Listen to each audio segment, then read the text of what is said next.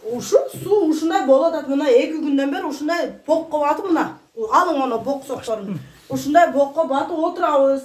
Суу болуп атат. Мына мынаяктан канализациялар тоңуп калган подвалда. Бир слесарь чакырсаң, слесарьдер келбейт. Потому что иштери көп экен алардын.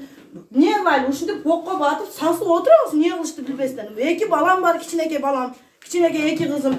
Бирөөнү чакырып болбойт, эркек киши жок үйүмдө, өзүм жалгызмын. Мына ушинтип мына туалетке кире албайсың, сасыгына житап болбойт. Мына көрүп атасыңар, өзүңөр монтип отурасыңар. Житап болбойт. Биягы мына бияктан суу чыгып атат. Сууну ачсак, суу албай атат. Наоборот, подвалдагы суу мага карап кетет. Мына мына жерде агып атат мына суу. Мына карап турган. Мына жерде мына шалдырап агып атат, аны суулар агып атат. Анакей. Ушинтип отурабыз. Бир сантехникти чакырсаң келбейт бирөөсү. Балдарым ооротат, же скорый чакырып атам, скорыйсы келбейт бир. Же билбейм, тупикке кирип калдык. Биздин айыл суу вообще тупикке кирип калды.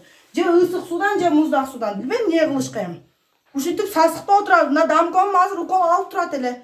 Ошону чакырып келдим, чакырып чыктым. Ушуну көрүң, эже эмне кылышты билбейм. 2 кичинекей балам. 1 жаш, 2 жаш. Мына бул деле ооротот, капельница алып. Ушуну чакырып ыйлактап чыктым. Кимге барышты билбейм мен азыр. Ушу майы сууда жашайбыз. Постоянно свет өчүп турат. Суу жок болуп калат. Сайдан суу ташып келип атабыз. Жыгылып карда. Аны алып келгенде баарыбыз суу жеткизе албай атабыз да. Мына суу ичкенде болбойт, суу ичкенде.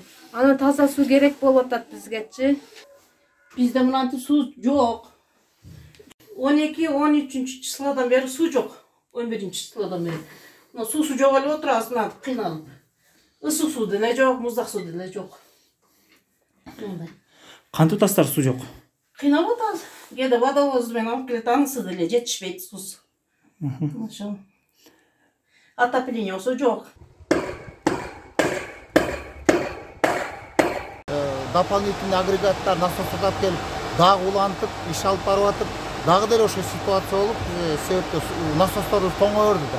Анан токтотуп биз башка чечимге келип, бул эме менен иш бүтпөйт экенде биз суунун ыгын буруп, сайдын буруп, биринчи котельняга суу менен каржылоо ишин баштап, 14 күнү эртең менен саат 5-те биз сууну буруп уже бассейнге киргиздик, котельниди жүргүзүп, элге эртең менен уже отопленияны берип баштадык.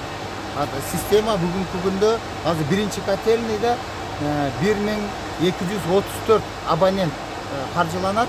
1234 бул негизи шаарда 1800 абонент бар. Ошо 1234 абонент бул биринчи котельныйдан каржыланып, бул эме почти шаарыбызда 70%ке дерин населенияны каржылайт ошо абонент уланганда.